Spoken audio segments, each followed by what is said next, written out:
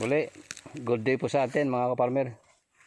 So yan po yung ito yung part 2 ng ating video ngayon para sa araw na to. So yan po, nalinis na nila ito.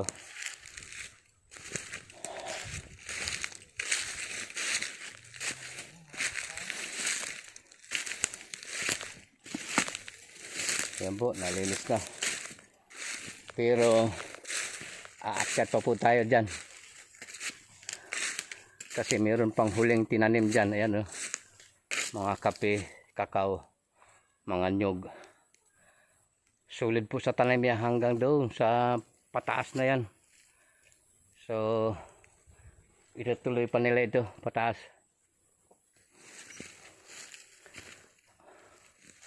Ganyan mga kaparmer yung yung operasyon natin dito sa farm. Yung kape o. Nagbubungahan na rin yung kape. Sabay sila, nagsasabay. Madalas yan, nagsasabay yung pamumunga ng pamumunga ng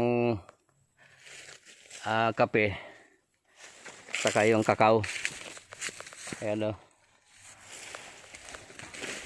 So nakita nyo naman, nagsabay ding mamunga. So hindi totoo yung sinasabi nila na yung pagkahalo-halo. Basta wag lang, ayan, katulad yan, mayroong space yan na 3 meters by 3 meters sa pagipagitan naman nila yung mga kape. So yan ito yung mga huli po nating tinanim. Ayan, papunta sa taas yan, kompleto yan. So makikita natin yan, ipapalinis natin yan itong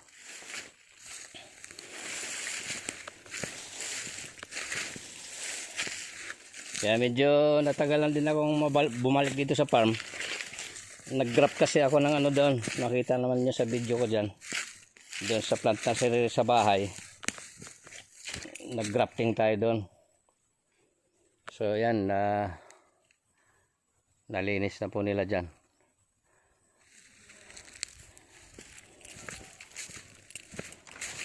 So maganda yung resulta ng ating command sa kanila. So ayan,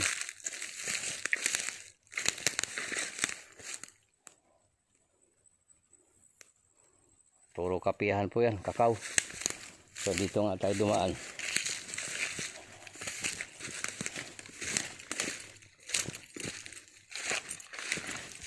Ito na po yung time na alagaan natin sila kasi namumunga na talaga. Alagaan ito ng mamaya mag-spray ako dito yung may dala ako na portable na pang-spray. So yan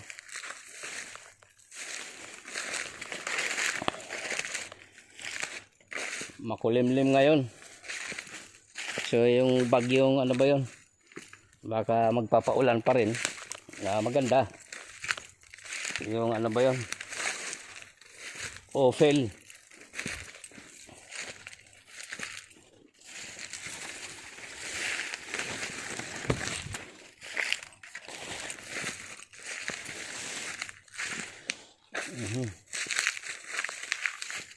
Yan po rambutan.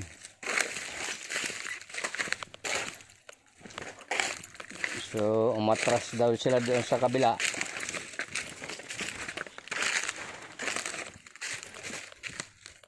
Tingnan natin, nadaan din tayo sa may gilid na to.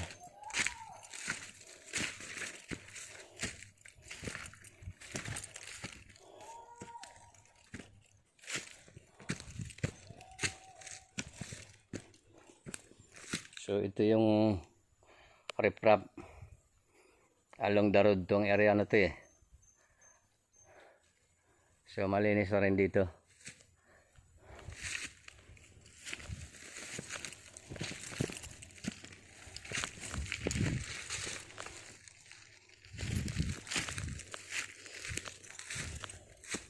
Farmer, oh. Ito yung nakalinya ko dito na hybrid na nyug. So ang edad niya nasa mga magti 3 years yan. Next tagulan 3 years. Ang bilis niya, oh. Palibasa tinamnan ko yung tinambak ng bako dyan nung naggawa ng karsada dyan. Ay umagaw ng linya yung karsada na yan. Marami ako nasira na mahogany dyan na naka-perimeter dati. Hinayaan ko na lang. Nagtanim na lang tayo ng panibago. So naapektuhan tayo ng karsada. Pero para sa akin, okay naman. Kasi karsada yan. Farm to market road.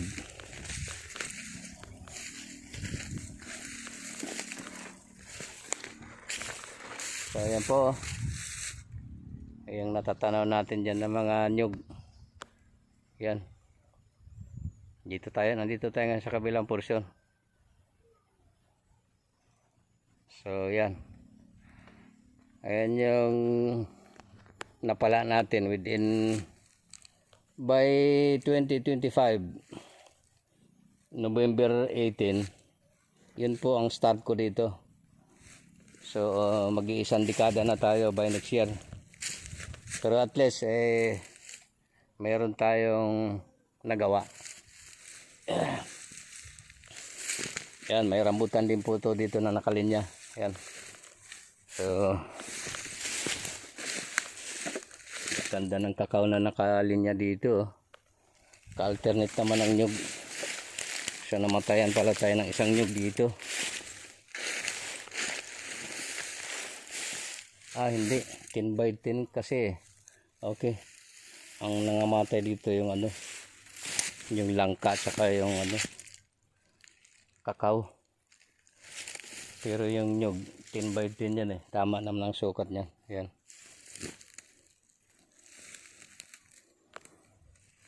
So umatras daw sila dito sa may malapit sa nakaatras na nga sila dito pala. Dito ang mas lalong maraming kakao to. Yan po yung kakao natin, oh. Ayan.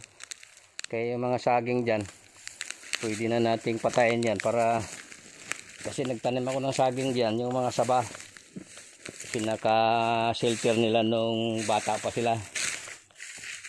Ngayon, kailangan na ng kakao yung yung 100% na init. Hindi rin maganda pagka nasa kanlong sila. So pwede na natin alisin yung mga saging na saba dyan para makaginhawa na yung kakao. Kaya in-advise ko na dapat ang itatanim mga latundan lang kung maggawa ng shelter ng ng tawag dito, pinaka-kanlong nung kakao habang bata pa. Hindi maganda saba kasi talagang lumalago pala. So latundan, limitado lang ang buhay, tama-tama lang sa kanya. So yan po, naka-atras na pala sila dito sa lugar na to. At nandito yung balon natin eh.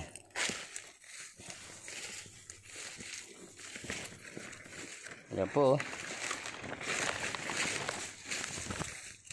talagang nagbubunga na sila. Ito yung sinasabi ko sa inyo na water sprout, oh. Yan, kakaiba, kulay brown na brown yung kailangan kakatin natin dito yan. Tingnan nyo ito, palibasa walang water sprout, oh. Malaki ng bunga, oh.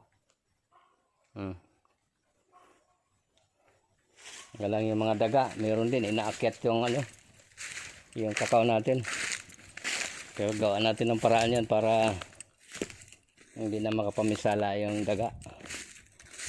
Nakakaawa man sila pero kinakailangan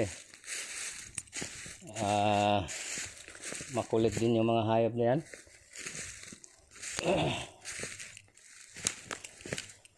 So tingnan natin dito.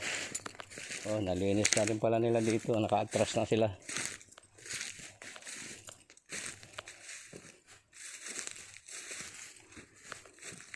Yan, puro kakawan pa rin po yan hanggang doon. Ayun, lago nung kakao na isa dyan, oh. So ito yung mga pinahabol natin last year na tanim dito na kakao yan.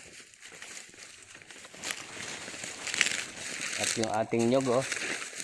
Ayan, nagsisibulan ko saan ang nagpunla yung nagsarili na yung ating nyog.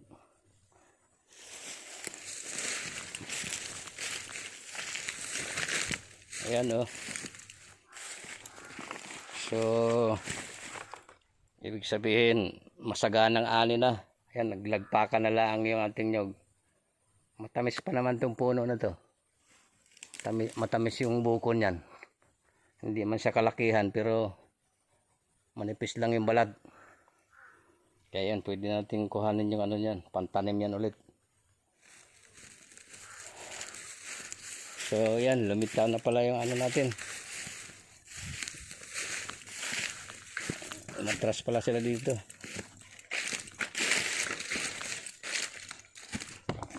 Oh, maapaw pa.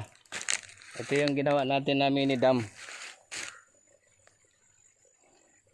Noong nag-operasyon ako dito 2015. Ito na kaagad ang inuna ko kasi mayroon siyang sibol dyan para ma-save yung tubig. So yan. Medyo malalim po yan. Pinahukay ko yan. So yan ang sumusustain doon sa plant nursery naman natin. May hose po yan dyan. Nilagyan ko ng net para hindi mabarhan. Papunta doon.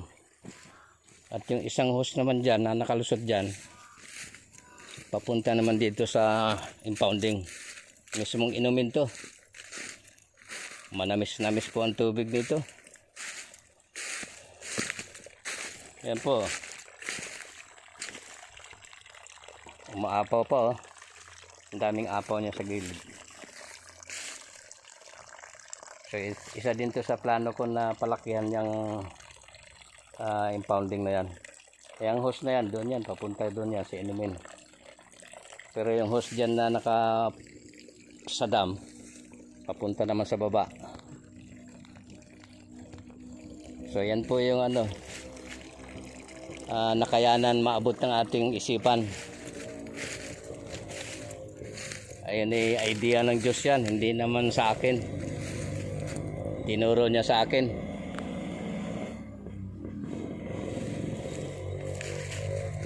So yan po. Muli maraming salamat sa atin mga kaparmer. At mamaya uli pagka nag-prone kami, siguro tingnan natin kung kayang videohan.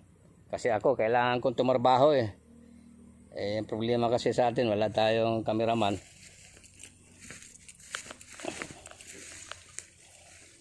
Meron akong kinukuha sana na magka-cameraman, kaso lang may ano, hiningian ako ng ano. Ay sabi ko, tsagain ko na lang muna habang. Sige mga kaparmer, maraming salamat sa atin at God bless po sa ating lahat. Maraming salamat po sa inyo. Lalo na sa mga followers po, maraming salamat sa inyo. At asahan nyo, may mararating ito. Maaaring makadagdag tayo ng tauhan. At yung iba, kayo mismo yung mag-ano dito. Pagka ito gumanda ang sa pamamagitan nyo. Yung mga kilala nyo na talagang deserve na tulungan natin. Yan po, kayo po talaga yung makapagpatunay yan. Hindi naman ako. So kaya ginawa ko lang talaga tong una, yung knowledge tungkol sa pagpaparming. At pangalawa, yung pangtulong natin. Kasi nakikita ko yung mga kababayan natin marami. Yung iba nga dyan, nag-aalok na lang ng panandali ang aliw para magkaroon. So marami ako natutunan dito ngayon sa ano na to. Sige po, maraming salamat. God bless.